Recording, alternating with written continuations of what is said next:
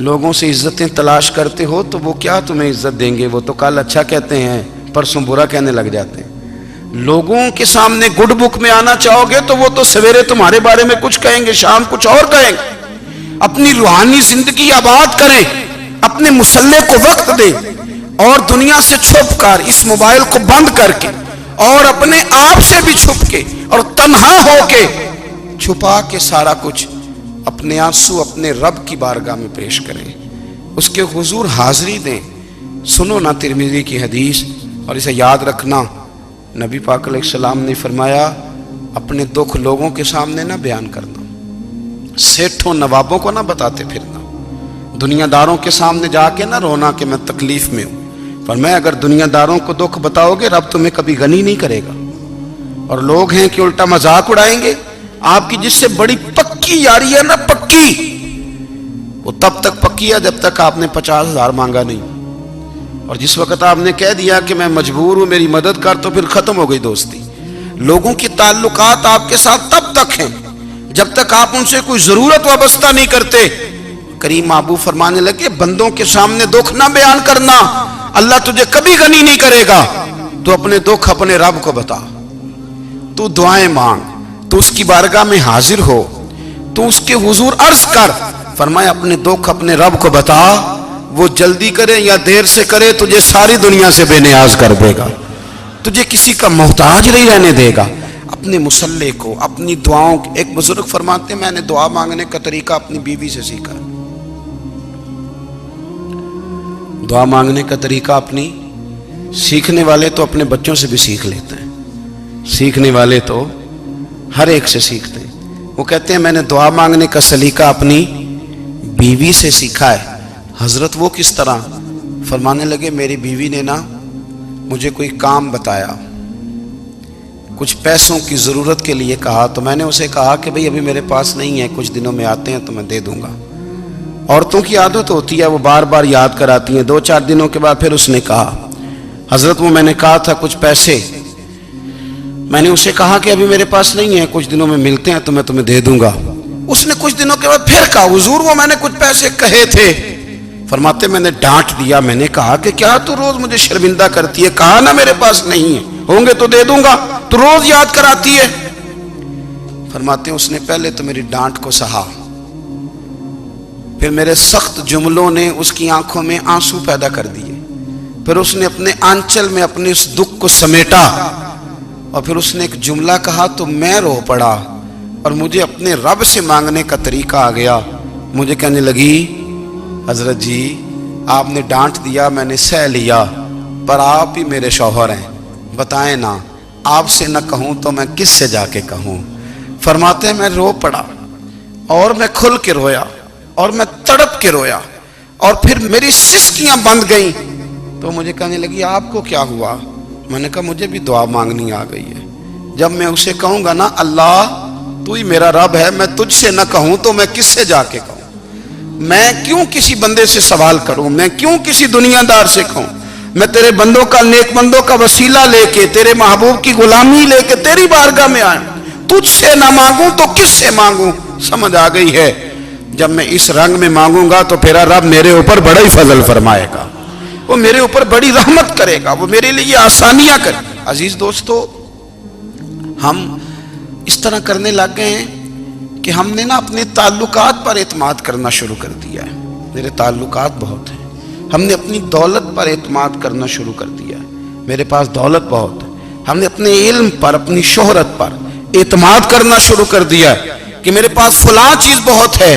یاد رکھنا جب بے نیاز اپنی صفت بے نیازی دکھاتا ہے تو بڑی بڑی دولتوں والے مجبور نظر آتے ہیں۔ بھائیو جب انسان کا رشتہ اپنے مالک کے ساتھ ہوتا ہے پھر تو غم بھی کچھ نہیں کہتے، پریشانیاں بھی کچھ نہیں کہتی، پھر تو زندگی صبر والی، پھر تو زندگی توکل والی، پھر تو زندگی بھروسے والی، پھر انسان اپنے آپ کو رسوا نہیں کرتا، دنیا داروں سے امیدیں اس کی ختم ہو جاتی، امیدیں اللہ رسول سے لگا لیتا ہے، مضبوط ہو جاتا ہے، مضبوط، طاقتور ہو جاتا ہے، خوددار ہو جاتا ہے، باوقار باعزت ہو جاتا ہے۔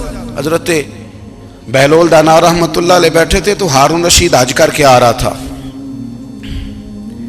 تو رستے میں حضرت شیخ سے ملاقات ہو گئی تو السلام علیکم کے بعد کہنے لگا حضور کوئی حکم ہو تو بتائیے گا.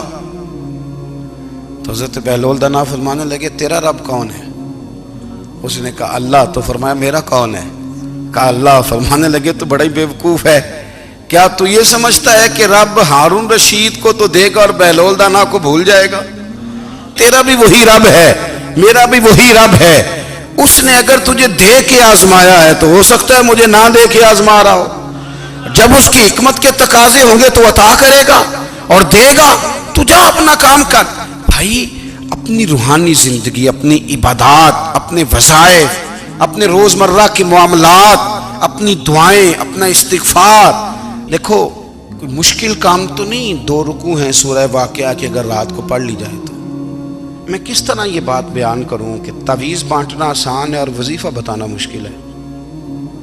سارا دن تعویذ بانٹیں تو لوگ لینے کو تیار ہیں، اور اگر آپ وظیفہ بتائیں تو کہتے ہیں تو مشکل کام ہے. او خدا کے بندے، اگر آپ کا تعلق قرآن پاک کے ساتھ مضبوط ہو، قرآن پاک کے ساتھ اگر آپ کا رشتہ ہو، لوگ سفارشیں ڈھونڈتے ہیں نا دنیا میں، کوئی تعلق مل جائے تو میرا کام ہو جائے. دنیا میں اتنا مشکل معاملہ ہے، آخرت میں مجھے بتائیے گا کتنا مشکل معاملہ ہوگا. میرے نبی پاک صلی اللہ تعالی علیہ وسلم نے فرمایا جو لوگ سورہ ملک پڑھا کرتے تھے نا، سورہ ملک، یہ سورت ملک قیامت میں ان کی سفارش کرے گی، اور اس طرح کرے گی کہ کہے گی اے اللہ یہاں اس بندے کو جنت میں داخل کر دے یا مجھے قرآن پاک سے علیحدہ کر دے. تو رب فرمائے گا جا اس کا دامن تھام کے اسے جنت تک پہنچایا. آپ بات کو سمجھیں، جب آپ کے تعلقات اپنے معاملات کے ساتھ مضبوط ہوں گے، یہ نبی کریم نے وعدہ کیا ہے کہ تو سورت واقعہ پڑھ تیرے گھر میں فاقہ نہیں آئے گا. حضرت عبداللہ ابن مسعود رضی اللہ تعالیٰ عنہ بیمار تھے تو حضرت عثمان غنی رضی اللہ تعالیٰ عنہ تیمارداری کے لیے تشریف لے گئے اور جا کر کے کہا کہ آپ بڑے بیمار ہیں، آپ کی بیٹیاں زیادہ ہیں، میں چاہتا ہوں کہ خزانے میں سے کچھ مدد کروں. تو سیدنا عبداللہ ابن مسعود رضی اللہ تعالیٰ عنہ اٹھ کے بیٹھ گئے اور کہنے لگے امیر المومنین، اللہ آپ کو میری طرف سے، میری بیٹیوں کی طرف سے بہتر صلہ دے.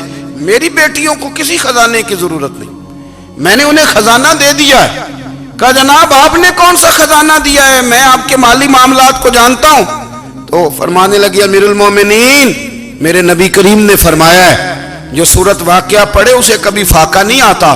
میں نے بیٹیوں کو یاد کرا دی ہے، یہ خزانہ میں نے انہیں دے دیا ہے. وہ سارے والدین سنیں جو بیٹیوں کے لیے پریشان رہتے. حضرت عبداللہ ابن مسعود نصیحت کر رہے ہیں، فرمانے لگے میں نے سورت واقعہ یاد بھی کرا دی ہے، پڑھنے کی عادت بھی ڈال دی ہے. حضور نے فرمایا ہے جو سورت واقعہ پڑھے اسے فاقہ نہیں آتا. کہنے لگے چاند تو اپنی جگہ چھوڑ سکتا ہے، سورج گر سکتا ہے، تارے ٹوٹ سکتے ہیں، پر مدینے والے رسول کی بات غلط نہیں ہو سکتی. حضور نے فرمایا فاقہ نہیں آئے گا تو انشاءاللہ کبھی بھی نہیں آئے گا. کرنے کا کام یہ ہے کہ ہم اپنے معاملات، اپنی عبادات، اپنی دعائیں، کبھی 10 منٹ عادت ہو جائے نا دعا مانگنے کی علیحدہ سے رات کو. حضور نے فرمایا جو فرض نماز کے بعد دعا مانگے اللہ اس کی قبول کر لیتا ہے. نبی پاک صلی اللہ تعالی علیہ وسلم نے فرمایا اللہ مسافر کی دعا قبول فرماتا ہے. حضور نے فرمایا اللہ مظلوم کی دعا قبول فرماتا ہے. حضور نے فرمایا بیمار سے دعا کراؤ اللہ اس کی دعا قبول فرماتا ہے. میرے نبی پاک نے فرمایا ماں باپ جب بھی اولاد کے لیے ہاتھ اٹھائیں، ویسے تے بلے شاہ تو آسمانی اڈ دیا ہی پھڑ دیں، جڑا گھر بیٹھا انہوں بڑھیا ہی نہیں. حضور فرمانے لگے ماں باپ جب بھی اولاد کے لیے دعا فرمائیں اللہ ان کی دعا کو قبول کرتا ہے. آپ اپنا تعلق بنائیں دعا کے ساتھ، عبادت کے ساتھ، مصلی کے ساتھ رشتہ بنائیں، استغفار پڑھیں. صلاح الدین ایوبی صلیبی جنگوں میں تھے، رات کو مسجد اقصیٰ میں نماز پڑھی تو پریشان تھے. ایک بزرگ سے ملاقات ہوئی تو وہ کہنے لگے کہ آپ بڑے پریشان ہیں. کہنے لگے حضور پریشان اس لیے ہوں کہ پہلے ہی مسلمان کمزور ہے، اب میں نے سنا ہے دشمن کا ایک بحری بیڑا وہ جنگی سامان سے بھرا ہوا آ رہا ہے، تو اب ان کے پاس اور تلواریں اور نیزے آ جائیں گے، مسلمانوں کے پاس پہلے ہی وسائل کی کمی ہے، پریشان ہو کس طرح کر کے مقابلہ کریں گے. یہ بات کہتے ہی صلاح الدین ایوبی نے بزرگوں سے کہا حضور آپ بھی دعا کرنا، دعا کی بڑی طاقت ہے. میرے نبی پاک نے فرمایا دعا مومن کا ہتھیار ہے، دعا مومن کا، دعا مومن کا۔ حضور نے فرمایا تقدیر کو سوائے دعا کے کوئی چیز نہیں بدل سکتی، دعا مومن کا ہتھیار ہے، یہ کافر کے پاس کوئی نہیں، یہ ہتھیار ہے مومن کا۔ اللہ کرے آپ کو سمجھ آئے، پھر سنیں، کئی بار کہہ چکا ہوں یہ ہتھیار ہے۔ کافر کے مقابلے میں جو تیرے پاس سب سے بڑا ہتھیار ہے وہ دعا ہے۔ دعائیں کرانی چھوڑ دی، کرنی چھوڑ دی، لینی چھوڑ دی۔ حضرت سیدنا انس بن مالک رضی اللہ تعالیٰ عنہ فرمایا کرتے تھے، میں نے وہ رنگ دیکھا ہے جب حضور دعا مانگتے تھے اور حضور کی مقدس آنکھوں میں آنسو بھی ساتھ ہی بہا کرتے تھے، میں نے وہ انداز دیکھا ہے۔ تو صلاح الدین ایوبی بزرگ سے کہنے لگے آپ بھی دعا کیجیے، اور خود رونے لگے اور سر سجدے میں رکھ کے رونے لگے، اور عشاء سے لے کر فجر تک روئے، خوب روئے۔ صبح وہ بزرگ آئے تو صلاح الدین ایوبی کا خوبصورت اور ہنستا ہوا چہرہ دیکھا، کہنے لگے آپ بڑے خوش ہیں، رات تو میں نے بڑے روتے ہوئے دیکھا تھا۔ تو کہنے لگے حضور وہ جو بحری بیڑا آ رہا تھا نا وہ پانی میں ڈوب گیا ہے، اب وہ نہیں آ رہا، ابھی خبر آئی ہے تو میں بڑا خوش ہوں۔ بزرگ کہنے لگے اٹھ سینے سے لگ اور سن ایک بات، وہ بحری بیڑا پانی میں نہیں ڈوبا، وہ تیرے آنسوؤں میں ڈوب گیا ہے۔ وہ جو تو رات رویا ہے نا رب کریم کی بارگاہ میں تو وہ ڈوب گیا ہے۔ حضرت عائشہ صدیقہ رضی اللہ تعالیٰ عنہ فرماتی ہیں ایک عورت تھی اور اسے نبی پاک صلی اللہ تعالیٰ علیہ وسلم نے نا وہ کلمہ پڑھ کے مسلمان ہوئی، مدینہ طیبہ آ گئی تو حضور نے مسجد نبوی شریف میں اس کے لیے مکان، ایک سادہ سا کمرہ ساتھ مسجد کے بنوا دیا، وہیں رہنے لگی۔ اکثر وہ سیدہ طیبہ کے پاس آتی تو حضرت عائشہ صدیقہ رضی اللہ تعالیٰ عنہ فرماتی ہیں وہ بڑی باتیں سناتی اور آخر میں کہتی وہ ہار والا دن بھی بڑا عجیب دن تھا اور میرے رب کی قدرتوں کا دن تھا، وہ بھی بڑا عجیب دن تھا۔ سیدہ عائشہ صدیقہ رضی اللہ تعالیٰ عنہ ایک دن فرمانے لگی کہ تو ہار والے دن کا بڑا ذکر کرتی ہے، وہ کیا دن تھا؟ تو خاتون کہنے لگی اماں جی وہ دن تھا جب میرے رب پر بھروسہ اور مضبوط ہو گیا، جس دن میرا اپنے رب پر توکل اور بڑھا، میرے ایمان میں یقین میں اور پختگی آئی۔ کہنے لگی میں ایک گھر کی کنیز تھی، نوکرانی تھی، اس گھر میں ایک بچی تھی جس کے پاس سونے چاندی ہیرے جواہرات کا ہار تھا۔ اس زمانے میں نا چمڑے کے اوپر لوگ ہیرے جواہرات لگاتے تھے، کئی دفعہ سرخ رنگ کے چمڑے پہ لگائے جاتے تھے، وہ بچی پہنتی تھی۔ تو کہتی ہیں وہ بچی کے اس نے اتار کے رکھا یا اس سے گرا وہ ہار تو چیل اسے اٹھا کے لے گئی گوشت سمجھ کے اور میرے سامنے اٹھا کے لے گئی۔ گھر والوں نے مجھ سے پوچھا، یہ بخاری میں موجود ہے، گھر والوں نے پوچھا مجھ سے کہ وہ ہار کہاں ہے تو میں نے کہا چیل اٹھا کے لے گئی۔ گھر میں کچھ چوری ہو جائے تو سب سے پہلا الزام کس پہ لگتا ہے؟ ملازمین پہ۔ کہتے انہوں نے مجھے بڑا مارا، بڑی تکلیف تھی، حتیٰ کہ میری شرمگاہ تک کی تلاشی لی، میری عزت اتنی خراب کی میں بتا نہیں سکتی۔ میں نے اپنی زندگی میں ایک واقعہ دیکھا، ایک امیر گھر میں چوری ہو گئی، ملازم کو اتنا مارا کہ وہ چارپائی پہ پڑ گیا، پولیس والوں سے اتنی مار پروائی گئی کہ وہ بیچارہ چارپائی پہ پڑ گیا، اور پھر وہ اتنا بیمار ہوا اور کچھ دنوں کے بعد پتہ چل گیا کہ چور تو اپنا بیٹا ہے ان کا، پھر اس کا انتقال ہو گیا۔ اب وہ سیٹھ صاحب اور گھر والے آ کے نا مرنے والے کے کان میں معافیاں مانگ رہے ہیں، کان میں۔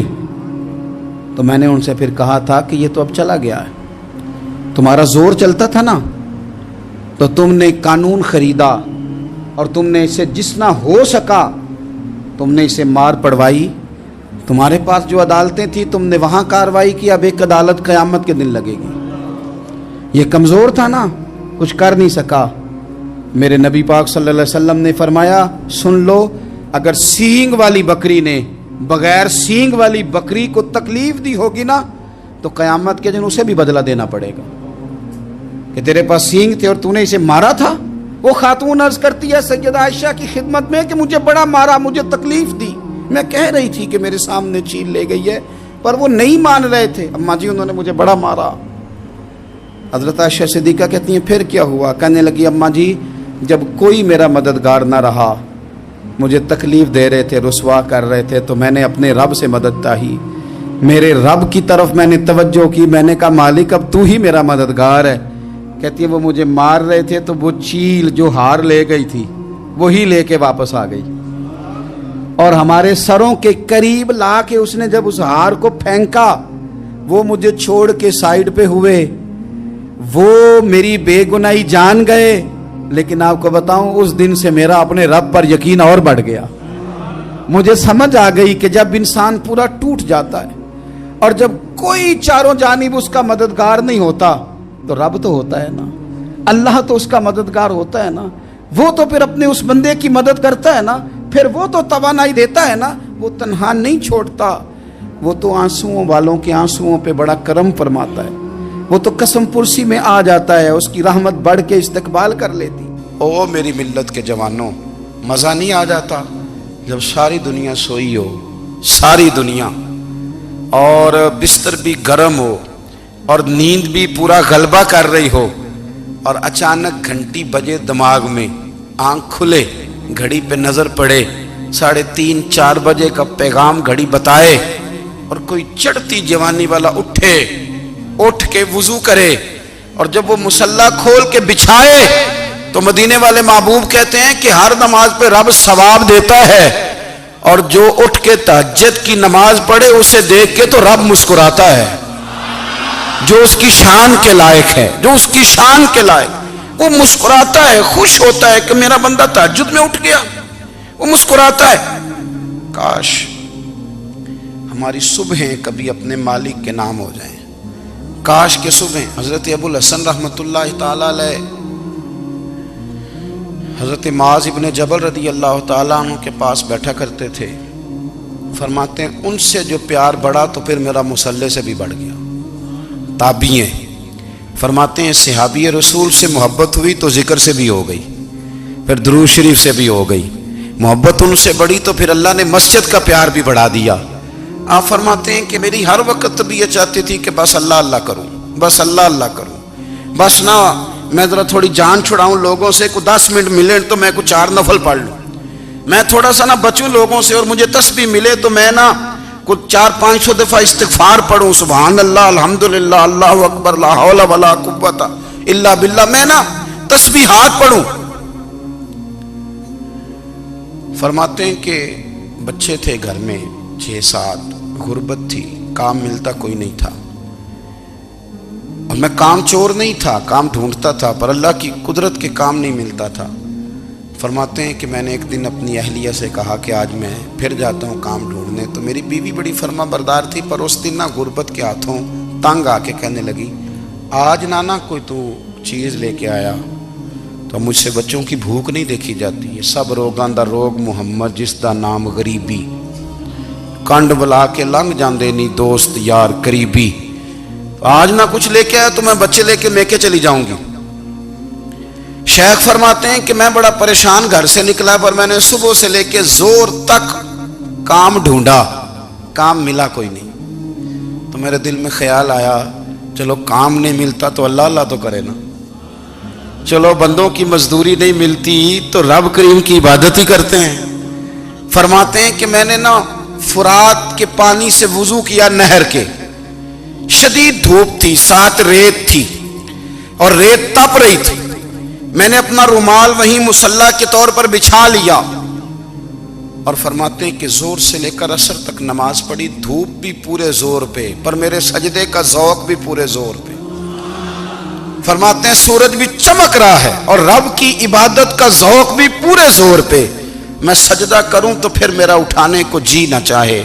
मेरे उस्ताद लिखा करते थे, ये उनका शेर है, वो कहा करते थे मुझे सोज दे, मुझे साज दे, और मुझे नीम शब का न्याज दे, दमे सजदा खुद को मैं तोड़ दूं, मुझे ऐसा ज़ौक़ नमाज दे। और मैं तेरी बहार का फूल हूं, मैं खिला भी हूं तो तेरे लिए, मुझे मेरी शाख से तोड़ ले, मुझे अपनी जुल्फ का नाज दे। भाई फरमाते हैं कि असर तक मैंने नफल पढ़े, दिल ढलने लगा, असर की नमाज पढ़ी और मैं वहां से चला। अब मैं जब निकलने लगा तो दिल में ख्याल आया कि छोटी छोटी दीवारें हैं घर की, बगैर कुछ लिए जाऊंगा तो बीवी दूर से देखेगी तो शोर करेगी कि फिर खाली हाथ आ गया है। कहते मैंने अपने उसी रुमाल में जिस पे मैंने नमाज पढ़ी थी ना, रुमाल में پکی آخی دے پنجابی جو صافہ کہتے ہیں اسی میں نا میں نے کچھ ریت بھر لی کہ وہ دور سے دیکھے گی تو سمجھے گی کچھ لے کے آیا ہے، چلو جا کے اسے بتا دوں گا کہ آج پھر مزدوری نہیں ملی۔ کہتے ہیں وہ ریت لے کر جب میں گھر میں گیا تو پہلے بیوی دروازے پہ کھڑی ہوتی تھی، پوچھتی تھی خالی ہاتھ آ گئے ہو؟ آج میں نے دیکھا تو ہے ہی کوئی نہیں۔ فرماتے ہیں میں اندر داخل ہوا، سلام لیے، کونے میں میں نے وہ رومال رکھ دیا اور میں نے آواز دی کہ بھلی مانس کہاں ہو؟ تو وہ کہنے لگی آپ منہ ہاتھ دھو لیں، میں روٹی لے کے آئی۔ میں نے کہا روٹی کہاں سے آ گئی؟ یہاں تو کئی دنوں کے فاقے، تو کئی دنوں کی غربت ہے، یہاں تو اس گھر میں تو فقیری ہے۔ فرماتے ہیں کہ وہ روٹی لے کے آئی اور اس وقت کی جو موجودہ نعمتیں تھیں، سمجھ لیں سلاد، اچار، ہر چیز ساتھ لائی۔ میں نے کہا کہ بچے کہاں گئے؟ کہنے لگی وہ کھانا کھا کے کھیلنے گئے، آپ کھانا کھا لیں آ جاتے۔ کھانا اس نے چن دیا۔ میں نے حیرت انگیز لہجے میں ساری نعمتیں اپنے دسترخوان پہ دیکھ کر کے بیوی سے پوچھا یہ کہاں سے آیا کھانا؟ بچوں کو تو نے کہاں سے کھانا کھلایا؟ یہ سارا کچھ کیسا ہے؟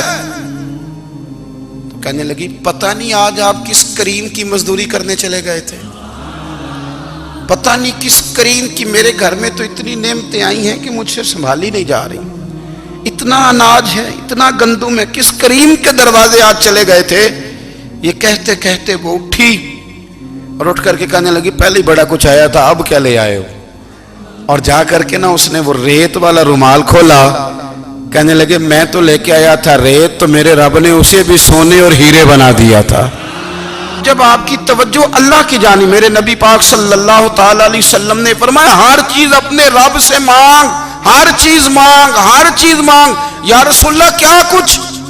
میرے محبوب نے فرمایا تیرے گھر میں نمک بھی ختم ہو جائے تو وہ بھی اپنے رب سے مانگا کر، تو مانگنا وہ تجھے دے گا، تو اس کی بارگاہ میں کشکول طلب دراز تو کرنا۔ اور ترمذی شریف میں عجیب لفظ ہے، رسول کائنات نے فرمایا، رب کریم فرماتا ہے جب میرا بندہ ہاتھ اٹھاتا ہے نا تو مجھے حیا آتی ہے کہ میں خالی کیسے لوٹا دوں اس کے۔